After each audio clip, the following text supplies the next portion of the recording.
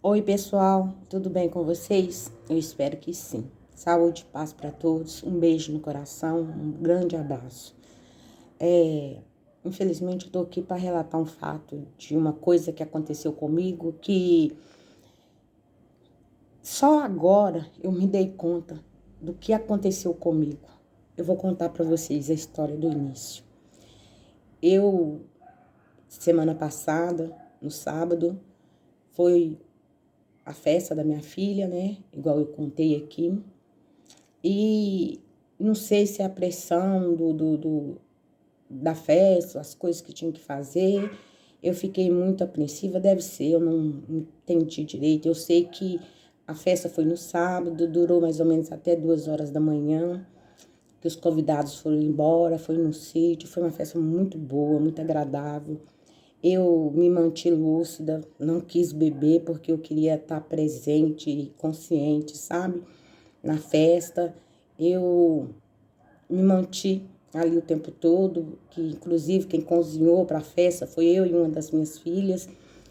E quando deu mais ou menos 2 horas, 2h30, acredito que assim, nesse horário, o pessoal começou a sair, foi embora. E ficou somente eu, o meu genro e 2 casais de amigo dele. Lá no sítio, além das pessoas, né, da minha família. Eu digo assim, pessoas diferentes. Então ali eles me chamaram, me convidaram para tomar, para brindar à noite e eu tomei 2 taças de vinho. E quando eu entrei para dentro da casa, porque é no sítio, é um lugar muito grande, aí eu comecei a juntar as coisas, as bagunças e tudo, e querer limpar para adiantar para outro dia. A minha nora chegou perto de mim e falou assim: não, vamos dormir, isso já deve ser 3 horas da manhã, não, amanhã a gente levanta e faz isso. Então eu deitei na cama e não consegui dormir. E quando deu assim umas 5 horas da manhã, eu já estava de pé, sabe? E comecei a limpar as louças, a lavar as vasilhas. O genro da minha filha estava já acordado também. E ali eu fiz um café e a gente conversou e eu comecei a lavar a vasilha e tal. Quando deu mais ou menos umas 11, 11h30, eu comecei com uma dor muito forte de cabeça, muito forte mesmo, que eu não aguentava. E eu tive que deitar na cama. Gente, para mim deitar na cama tem que ser uma coisa muito forte para me abalar, para me deixar deitada. Então eu deitei, fui medicada e ali eu fiquei, eu não estava aguentando barulho, eu deitei no escuro e só consegui levantar mais ou menos na faixa de 5 horas da tarde. Então eu consegui ajeitar o resto das coisas com o pessoal, colocamos tudo no carro e viemos embora. Inclusive eu fui a última a sair do sítio e fechar a porteira, né? E o que aconteceu? Na segunda-feira, eu tive a mesma dor de cabeça, insuportável, eu não aguentei ir trabalhar. Eu fiquei muito mal mesmo. Aí, na terça-feira, eu já avisei a minha patroa, falei, ó, eu não aguento trabalhar, eu vou pro médico, porque eu tô sentindo fortes dores de cabeça. Mas o que acontece? Eu tive, assim, na faixa de 1 ano e 2 meses, mais ou menos, eu comecei com uma dor na perna, na coxa. E essa dor foi se espalhando pelo meu corpo, né? E hoje eu sinto essa dor pelos braços e ela começou a ir pro rosto. Então eu comecei a apavorar. É uma dor que meu corpo fica, como é que eu vou dizer? Da cãibra, tipo uma cãibra d'água.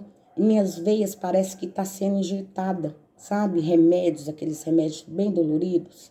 Então, aí o médico, nessa época que eu comecei a fazer o tratamento, o médico começou a passar remédios, até que me passou o Paco. É um remédio muito forte.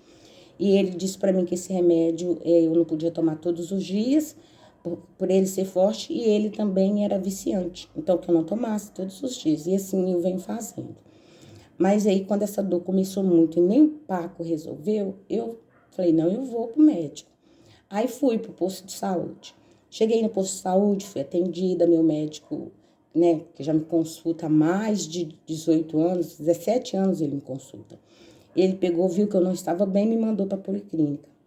Na policlínica, chegando lá, eles me deram um medicamento na veia, fizeram os exames de sangue e me deixou em observação. Só que a médica disse para mim, ó, eu não posso fazer mais nada por você, porque o que acontece? Pelo que você vem me contando, o que você está passando já tem muito tempo, então é uma coisa recorrente. Se fosse uma coisa de agora, eu podia mandar você para outro hospital, para eles te consultar e avaliar você, e analisar, pesquisar o que está acontecendo com você. Mas eu não posso te mandar para outro hospital, não posso pedir uma ambulância nem nada, porque o SUS não permite essas coisas.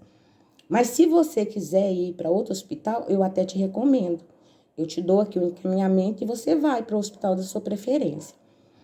Então, eu voltei para casa, cheguei em casa, né? Peguei o Uber, voltei para casa, cheguei em casa, tomei banho. Inclusive, quando eu saí da policlínica, um dos meus filhos estava comigo. Aí tomei banho e falei com outro filho meu aqui, que eu só tenho dois que moram comigo. Então, eu disse para ele, falei, ó, não tô aguentando. A médica falou que era, se eu não estivesse aguentando, que era para mim ir pro hospital. Então, eu liguei para uma sobrinha minha, que é enfermeira, e contei para ela o que estava acontecendo. Ela pegou e me indicou o hospital para mim ir. E eu fui para o tal hospital. Chegando lá, eu fui recebida rapidamente, sabe? Muito bem atendida. Estava muito vazio o hospital. Eu relatei o que estava acontecendo para o médico, contei tudo, igual eu contei aqui a vocês, as dores que eu estava sentindo e como que era e tal. Aí ele pegou e falou assim, olha, eu não posso te internar, porque a sua dor não é de agora, já é recorrente. Você tem que voltar para o SUS e lá eles vão investigar o que está acontecendo com você. Ou seja, você leva os papel, deixa lá no posto de saúde, espera até quando o Ministério da Saúde resolver te dar aquele encaminhamento e tal. E eu falei, doutor, eu já estou passando por isso há muito tempo. Eu já tenho os papéis no posto de saúde. Eu já venho cuidando da minha saúde.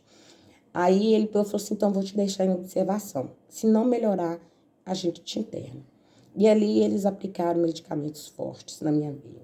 E eu fiquei em observação. Na manhã seguinte, foi uma médica que me medicou, que veio me ver, conversou comigo, eu expliquei para ela o que eu estava sentindo. Ela falou assim, não, eu vou te internar agora, sabe? E durante a noite que eu estava no hospital, lá no corredor, começou aquele sentimento que eu ia morrer, que não ia ver minha filha, né, ter filhos, eu não ia viver o meu neto. Eu comecei a ficar assim, sabe? Gente, não é em desespero. Eu fiquei pensando coisas que quando você tá doente, você acha assim, agora tá acabando, eu vivi um tanto de coisa, eu sofri um monte de coisa e agora que minha vida começou a deslanchar, tá ficando mais fácil de viver nesse mundo, acontece essas coisas, eu pensava que era alguma coisa muito ruim, que eu não ia conseguir, sabe, que era meu fim, tipo isso. Então, eu estava com os meus medicamentos que eu tomo normal na minha bolsa, eu chamei uma enfermeira e falei com ela, falei, ó, eu tomo esses remédios, dei ela são 4 tipos de remédio. Eu dei ela os envelopes de remédio e falei com ela, eu tomo esses remédios. A senhora guarda para mim fazendo favor, porque se eu precisar de tomar, a senhora vai saber que eu tomo esses remédios. Apesar de eu já ter dito para os outros médicos que eu tomava aqueles remédios. Então, aí, quando a médica me internou, ela já me internou com a prescrição daqueles remédios que eu disse que eu tomava. Tá. Aí, eu pensei que eles iam começar a cuidar de mim, né? Que ali eu ia começar a ser tratada, porque, gente, eu pago R$ 145 de INSS, eu pago meu IPTU, eu pago IPVA, eu pago impostos e mais impostos em compra. Esse mês eu gastei quase R$ 7.000, sabe? E quando eu precisei da saúde pública, vou contar para vocês, vou continuar. Então, ali a médica falou, não, pode ir para lá que eu vou resolver seu caso. Não passou assim umas 2 horas, veio um psicólogo conversar comigo. Aí esse psicólogo veio, perguntou como que eu tava, como que eram as dores. E eu disse para ele, de novo eu disse, ó, doutor, eu, eu tenho esses problemas, eu tenho esse problema de saúde, eu também tenho esses problemas mentais. Tanto é que eu tô com tanto medo de acontecer alguma coisa comigo, eu já deixei meus remédios com uma enfermeira, né? Ele me perguntou, você ficou com medo de tomar todos os remédios? Eu falei, eu não confio muito em mim, porque na hora da dor, do desespero, sei lá. Por isso eu passei o remédio para ela, mas tá com a enfermeira, os meus remédios. Tudo bem, ele conversou comigo e foi embora. Isso foi na terça-feira. Eu fiquei nesse hospital terça, quarta e quinta-feira, sendo medicada com remédios fortes na veia, sendo medicada como se eu tivesse uma infecção. E fiz uma tomografia na sexta-feira de manhã. Eu fiz uma tomografia. Tipo assim, o resultado da tomografia não saía. Não saía, não saía. E eu, dentro de mim, pensando, Senhor, me ajuda a passar por esse momento. Mantinha a calma, me mantinha o máximo, sabe? Centralizada no futuro, pensando com esperança, porque eu não sabia mesmo que eu tinha. Aí teve um dia que um médico veio me olhar, se eu não me engano, foi na quarta de manhã. O médico veio me olhar. Não, sexta, sábado. No sábado de manhã, o médico veio me olhar e eu perguntei para ele sobre a tomografia. Ele falou, eu não tenho resultado ainda. Quando eu tiver, eu te falo, tá? Aí, nossa, que susto. Passarinho. Aí, passarinho não, borboleta, gente. Aqui em casa é bem aberto. Aí eu peguei e falei com ele o que eu tava sentindo, as coisas e tal. E eu tive, assim, o privilégio, agora eu acho que é privilégio, de ter ficado internada ao lado de um parente do meu irmão, os tios do meu irmão, né? Que é tios da esposa dele. Eu tive o privilégio de conhecer pessoas lá, conversar, pegar telefone. Eu tive o privilégio de conhecer pessoas lá, sabe? Eu não acho que eu fui lá à toa, não fui lá à toa, sabe? Deus não me levou naquele lugar lá à toa. E muitas pessoas eu conversei, eu tive perto de muitas pessoas. Todo mundo viu como eu estava. A dor era tanta, tanta, gente, quando ela começava, que eu dava sudorose. E eu segurava, sabe, no lençol para não gritar, porque já tinha pessoas demais gritando, tinha idosos no quarto. O quarto não era um quarto individual, era um quarto misto. Então eu não me senti no direito de fazer nada além de sentir a minha dor, igual eu venho sentindo há tempos. Eu já me acostumei com essa dor, sabe? Só que quando ela foi pro rosto, me incomodou, porque eu não conseguia nem andar, nem falar. A minha respiração ficou difícil. Então, o médico disse para mim que não tinha resultado da minha tomografia e que na hora que ele tivesse o resultado, ele vinha falar comigo. Então, eu vi um médico lá consultando, um outro médico consultando as pessoas e falando sobre as doenças do nervo, essas coisas assim e tal. E eu, quando ele saiu do quarto, eu fui atrás dele no corredor. Ele se chama Doutor Adão. E eu relatei o que estava acontecendo comigo, sabe? E ele é neurologista. Então, ele pegou, virou para mim e falou assim, olha, o seu caso é um caso de investigar para saber realmente o que é. Mas tudo me parece ser fibromialgia. E eu falei, então, doutor, vem me olhar, cuidar de mim. Ele falou, só posso pegar o seu caso se o seu clínico me passar você para mim. Agora, eu me intrometer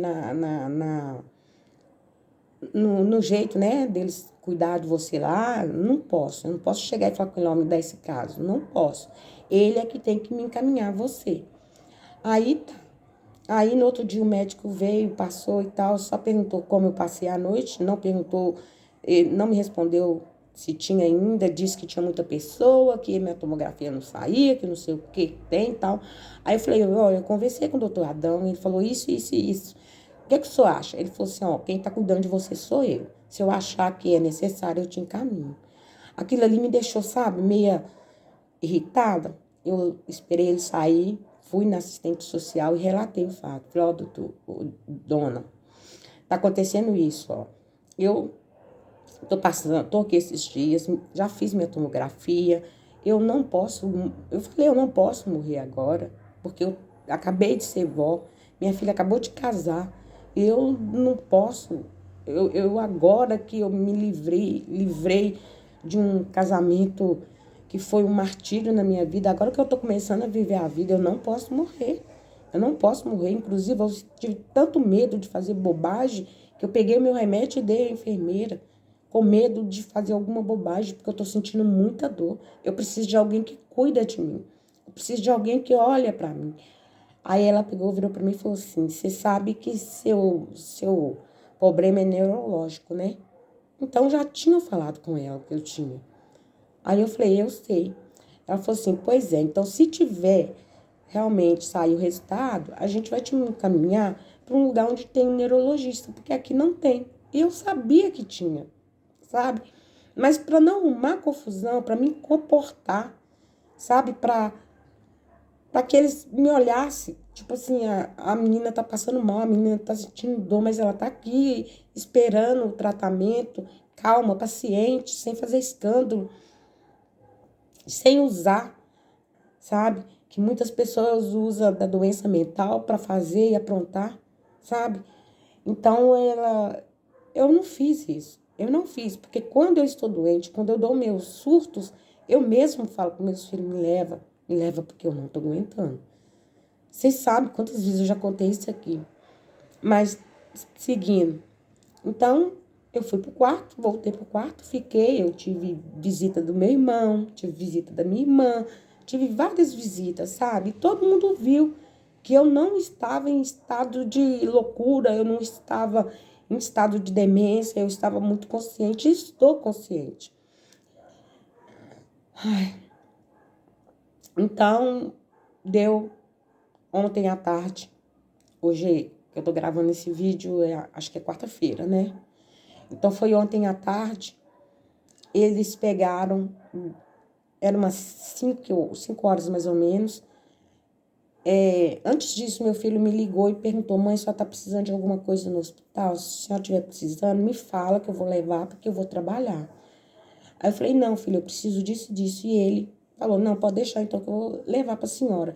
E o hospital é muito longe de onde eu moro, sabe? E ele pegou a moto e foi.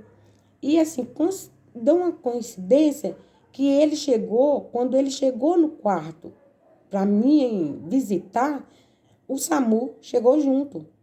SAMU não, sei lá, aquelas ambulâncias. Chegou junto. E virou para mim e do nada falou assim, ó, a senhora vai ser encaminhada para outro hospital. Aí eu falei, mas ninguém falou nada comigo. Aí meu filho chegou, eu falei, ô filho, você sabe que eu vou ser transferida para outro hospital? Ele falou, não, mãe, eu tô chegando aqui agora, ninguém falou nada comigo. E eu tinha deixado o telefone dos 2 filhos meus. Aí ele falou, não, ninguém falou nada comigo, não. Eu falei, não, você sabia, porque você me ligou falando que vinha. Ele falou, não, mãe, eu não sabia. Aí eu perguntei pra moça, falei, pra onde vão me levar?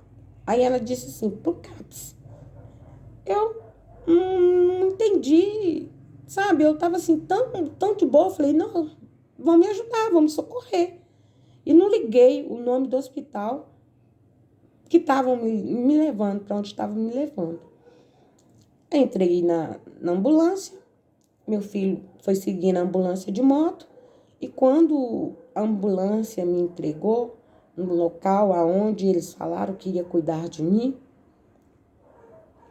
era me internaram como se eu estivesse louca.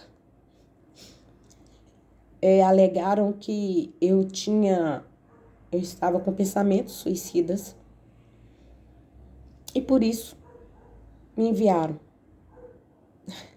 para a clínica.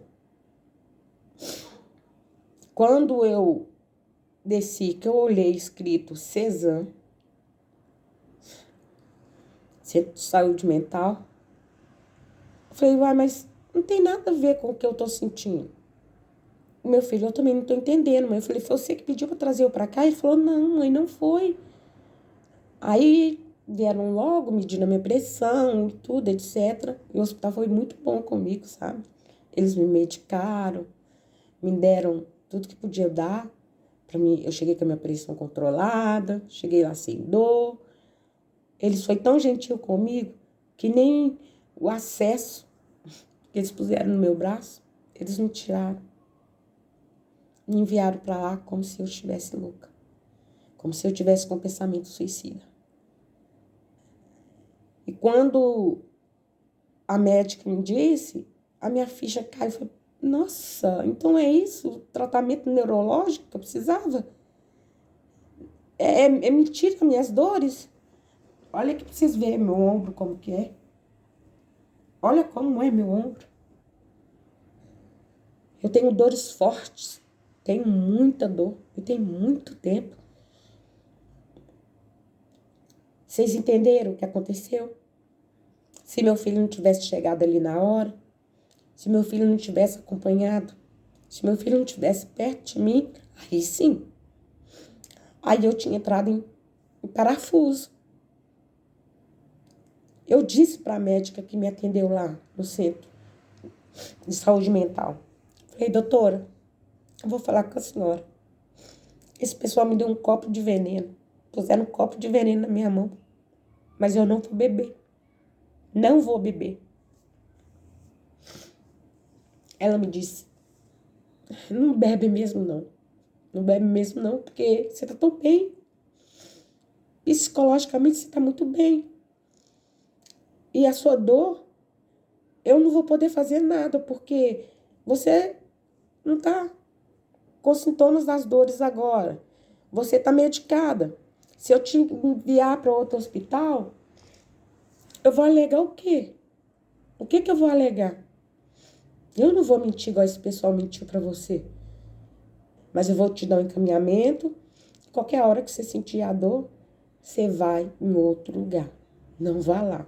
Porque esse povo é misto de processo. Eles merecem o processo que eles fizeram com você.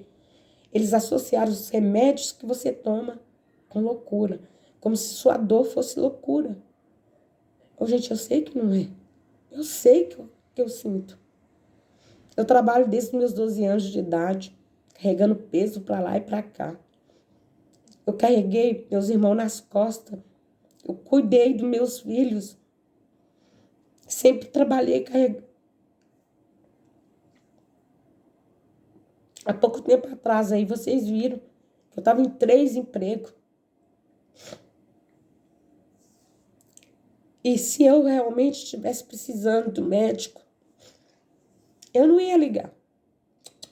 Não ia me importar. Então, hoje de manhã, eu acordei com muitas dores. Uma amiga minha tinha um remédio que eles me deram lá no hospital. Ela me deu esse remédio. E eu fiquei a tarde toda, praticamente o dia todo dentro do meu quarto, mexendo uma coisinha ali, mexendo uma coisinha ali, vendo um vídeo e tal. Quando deu o horário do almoço, meus filhos fizeram almoço, me deram almoço. Ficaram aqui comigo, viram que eu não tenho nada. E agora de noite, meu filho mais velho chegou perto de mim e falou assim, eita, dona, hein? Eu vou ter que trazer Miguel para ficar com você, para você parar de fazer bagunça. Eu falei, que bagunça?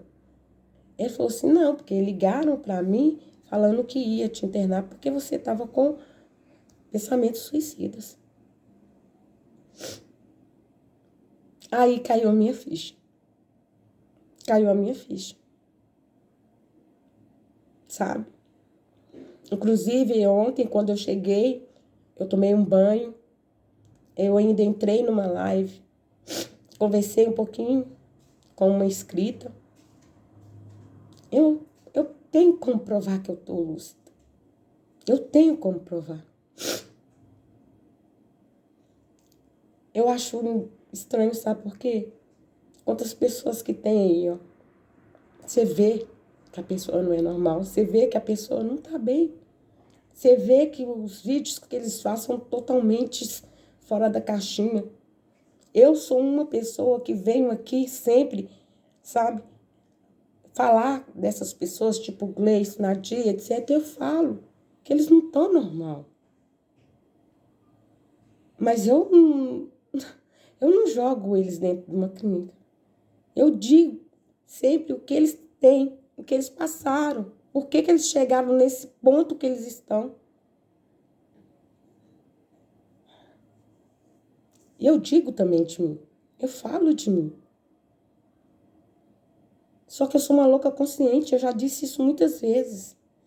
Eu me permito sofrer 2 dias, no terceiro eu tenho que me levantar. Porque eu preciso de trabalhar e cuidar da minha família, dos meus filhos, da minha vida. O que vocês acham? Eu tô louca?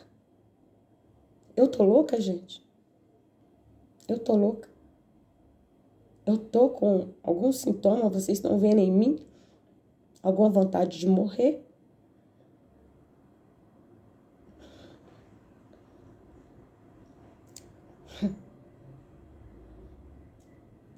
Agora eu vou tomar as minhas devidas providências.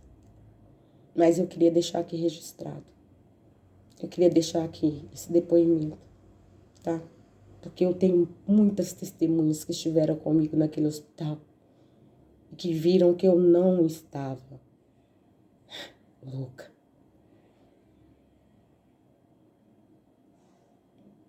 E é isso que às vezes acontece com um monte de pessoa, né? Mas eu tenho família, eu tenho filhos, eu tenho gente que me ama. Quantas pessoas talvez não tem? Ninguém por eles. Deve estar jogado em algum lugar. Se meu filho não tivesse lá, eu ia surtar. Eu ia assim, aí eles iam ter razão. Porque eles iam ter provocado.